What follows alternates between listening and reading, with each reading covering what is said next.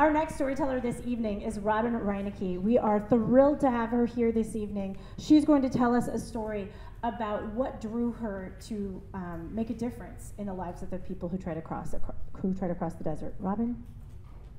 There you are. I'm like, she's standing.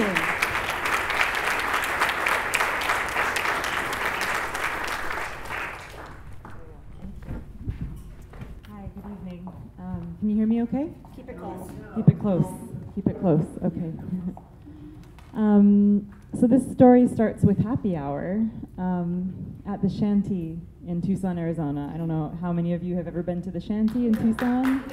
A good, beautiful, old, friendly establishment. You can picture the courtyard there at the Shanty. There's lemon trees that's very lush. There's the sound of bird song. There's a fountain that's usually covered in songbirds. There's spicy popcorn, and there's beer. I was visiting Tucson in 2006. I was deciding on a graduate program. I was 24 years old, and I had this idea as a young student looking for a graduate program in anthropology that I wanted to do something about human rights, something humanitarian, something involving social justice, aid, service, but I wasn't really sure where my path would take me, and I didn't really know what those things really meant. I didn't know how that work affects people once you get involved in what is humanitarian work.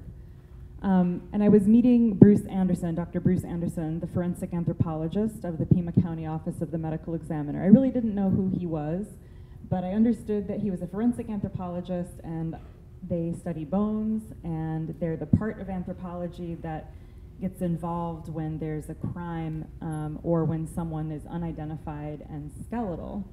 And I was interested in studying under Bruce at the University of Arizona. I met Bruce that day at the Shanty at 4 o'clock on a Friday. I was very nervous, and I remember thinking it was pretty cool that he wanted to meet over beer. So I was excited about that, and that kind of helped ease my nerves. I got a beer too. He was very, very tall, 6'5", very deep voice. And I remember very quickly the conversation got very serious. And Bruce said to me, you know, I do need help. I don't really teach at the university. What I do is I examine the dead at the medical examiner's office, and there's too many of them. And he said, I'm tired of having the same case on my table, which is a teenager whose bones have been found in the desert because he died trying to cross. He said, I would love to have you come and study with me. I would love to work with you, but I need help, and I can't in good conscience allow anyone to come here and just study. So if you're ready to help, come on down to Tucson and let's work together. And that was all the invitation that I needed. I didn't know what I was getting into, but okay, I will help. That suited my 24-year-old humanitarian spirit. So I still didn't really have a good sense of Tucson. I was imagining bumbleweed and a very harsh, terrifying desert. And I was moving from Seattle, my hometown, and it's very lush there, and I was kind of worried, oh, what am I doing with my life? Oh my gosh, Tucson, what's that?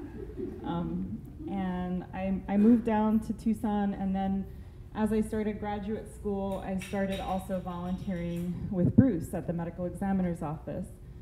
To be honest with you, I was afraid of death. I wasn't drawn to work with Bruce because I was interested in the dead or dead bodies. Again, I was drawn from this kind of like human rights, humanitarian aid, service, care perspective. I was afraid of the dead, and here I was in a medical examiner's office. I approached that space like I had a yardstick, like measuring my distance to death and creepy things, and I didn't really want to smell them or see them or hear anything. So I had my little laptop at the library of the medical examiner's office, and basically what Bruce needed help with was to organize the list of the missing, because Bruce was too busy, just overwhelmed and deeply, deeply committed. And he was, as he had said, you know, the very similar case on his examining table every day, 175 on average being recovered from the desert at that time. 175 per year. That's like a small plane crash, medium-sized plane crash, every single year. Only with a plane crash, you usually have a manifest. You have a sense of who those people were. In the desert, you don't have a list. You don't know where to turn. Who are these people? Where are the missing? Where are the families? Well, what Bruce was also overwhelmed with at the medical examiner's office was the families were calling directly to the medical examiner's office because they couldn't go to police, because either the police would turn them away because they're calling from Oaxaca and it's an international case, or because they're undocumented and they're afraid that more family separation could lead to someone else disappearing on the border. So what were they doing? They were calling the medical examiner's office directly. And Bruce, being a kind, compassionate person that he was writing down the missing persons reports in a big binder, keeping track. Okay, Blanca, she was 5'4", she crossed July 4th, 2002. Jose Ramiro, he was from Oaxaca, and he had a tattoo of an eagle. So he was keeping track of all of these details, but he was overwhelmed, and he was scared he was missing possibilities of making matches. So in those early years at the medical examiner's office in the library, I sat there and I took Bruce's old reports and I learned how to use Excel. I didn't know how to use Microsoft Excel, so I figured out how to put all the little names into the little cells and to be able to sort and organize them. I got used to going into the medical examiner's office. I got a little bit more used to the sights and the smells and the fluorescent light, and I knew that Bruce would be back in the lab and that I should knock and be prepared for whatever I was going to see there. Then as I organized the list of the missing, I started to work with Bruce on comparing those records to the unidentified dead. And pretty soon it got to the point where, I'd go back to Bruce's lab and I'd say, hey, we have these two sisters, Erika and Estela, and they're missing together, and they're in their mid-20s, and they disappeared in April. Any, 2 cases that were found together, so we would, and these are all real examples, so we would compare back and forth, we would check in with one another. He would come to me and he'd say, hey, I've got a guy and he's missing this upper front tooth. Do you have anything in your list? So I figured out how to sort and filter, and we started to make shorter lists, and we started to make matches. And there's one match that I was responsible for that kind of changed everything for me. I think at that point I knew the work was important. I was committed to it. I had studied Spanish to try to do the best that I could, in case the families were going to talk to me. But mainly I was trying to make matches, and I was trying to organize everything, so at least there would be one list. So if Bruce had one skeleton on his table, at least he could know that this list was pretty much complete. So I was collecting the reports from the consulates and from Border Patrol, and police had a few, and No More Deaths had a few, Coalición de Derechos Humanos had a few, putting them all in one list. I became obsessed with the data, and I saw it more or less as data, but important data. And then in the summer of 2008, I remember speaking with a family of a missing man named Carmen. And I spoke with the brother who was in North Carolina. And I remember hearing a little bit about Carmen's story and understanding that he had crossed, just a couple weeks back. This was in July of 2008. So he crossed like in early July. And there was this feeling of, wow, this person is walking through the landscape where I live and where I can go out and go hiking and enjoy the Sonoran Desert 20, 30 miles from where I'm sitting right now. And this person was left behind because his knee was hurting and he was distressed and he didn't have enough water, and he was left behind in the blazing sun in July. So I remembered that. And then later on in the summer, I remember a case coming in, so a deceased person being found in the desert. And the remains were kind of, there was nothing that really stood out, highly decomposed, very tragic to look at, like any of the remains, unfortunately, that we see in the medical examiner's office. But there was this clue. There was a little saint card. It was a saint that I hadn't recognized, but it was a little prayer card to a saint. And on the back, it had this word that I remember was kind of written around the corner in scrawling handwriting, and it said, Akatandela. I was like, oh, what's a catandela? And with my beginning Spanish, I'm like Googling a catandela. I dreamed about the word. I was so curious, like, what was it? And then later on in October, it wasn't until October of 2008, I looked back at this case and I noticed that the man had a blue shirt, black pants, and red and black shoes. Identical clothing description to Carmen, the man who I had taken the missing persons report for in July of that summer. And I had this punch in the gut feeling of like, oh, I missed it. Like the family's been waiting since July. It took me until October to notice. And his brother told me exactly those clothing, the blue Dickies shirt, black Dickies pants, blue button-up shirt, and red and black like tennis shoes. And how could I not notice it? Of course, there were hundreds of missing persons reports, hundreds of unidentified dead that summer. I called back Carmen's brother right away, and I said, hey, remains were found, and the clothing is really similar to Carmen. What do you think? Do you want to take a look at the photos of the clothing and see if you recognize anything? So I emailed him, and I was kind of focused on the clothing, and I emailed him a photo of this saint card, this prayer card, front and back, with the writing on it, and he called back right away. And he said, I know that's my brother because that's our patron saint of our hometown in Guerrero. And it says Acatlan de la Cruz is their hometown. So it wasn't Acatandela, he was just writing it close. Acatlan de la Cruz was their hometown. The reason that Carmen was crossing is because their hometown had been devastated by economic trade policies, essentially, that made it so that they had a small, tiny little corn and bean farm, and they really couldn't compete. His parents' generation were the last generation that could really take their corn and bean to the market and actually make a living that way. Destruction hit in the mid-90s for that family. There were 8 brothers. They couldn't dice up that plot of land any further, and they really couldn't compete selling their corn and beans in the market. They were competing with the likes of Monsanto and huge agribusiness. So one by one, the 8 brothers all migrated, and Carmen was the youngest, and he'd stayed behind to take care of his aging parents. When they finally passed away, he went north too. So that case kind of changed everything for me in the sense of I had this feeling, maybe in a way that I hadn't had before, of like responsibility.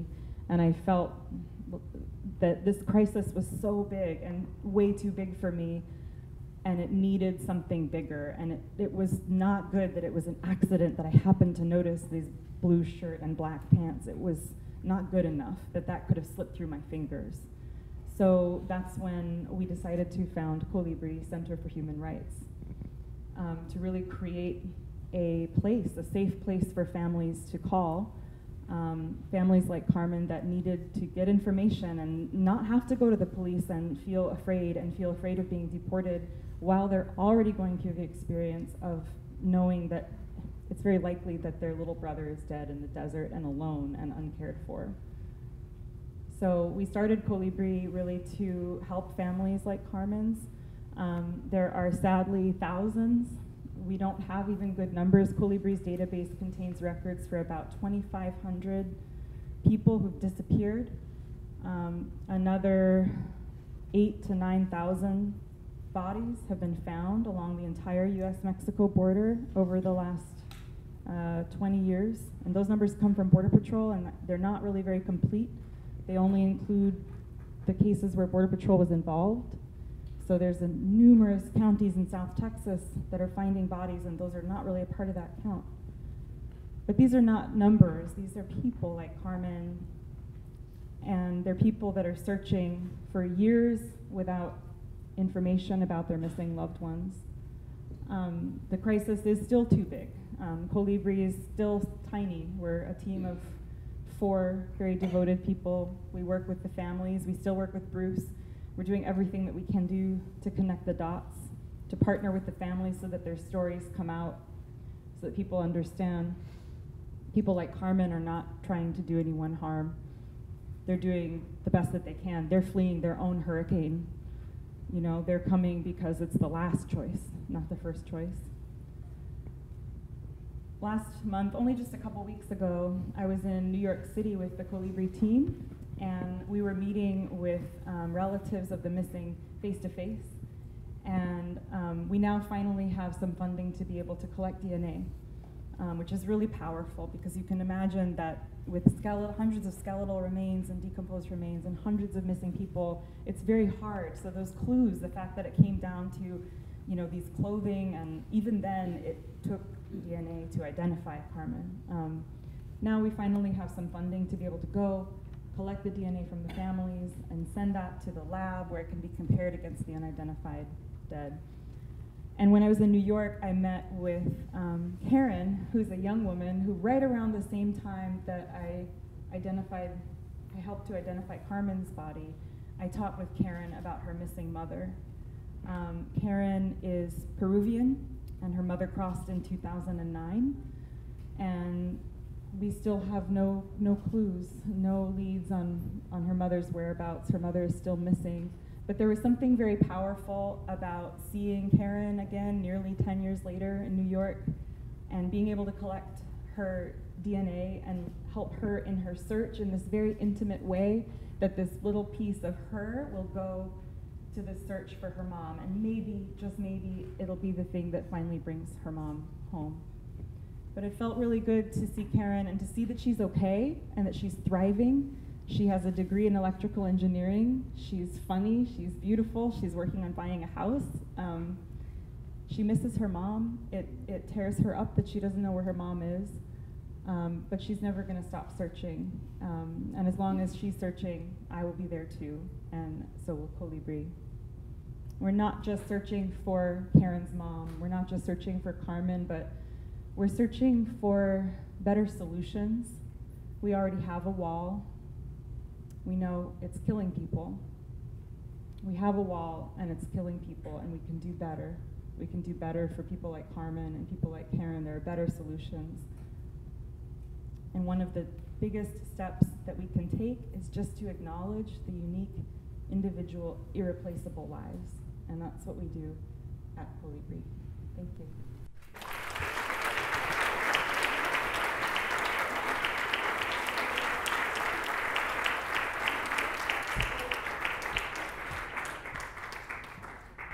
Thank you, Robin, for that story. Dr. Robin Reineke is, as she mentioned, the founder of the Colibri Center for Human Rights in Tucson. And we really admire and appreciate the way she saw a need and felt it within herself to actually try and do something about it. One of the stories that I worked on for this project was actually about migrant deaths, and Robin is one of the people that I interviewed along with her staff. And I remember what really struck me from those interviews was the terrible, unbearable anguish that relatives of migrants go through when they go missing in the desert. So no matter what you think about the people who cross the desert, the reality is, for those family members, the suffering is very real. So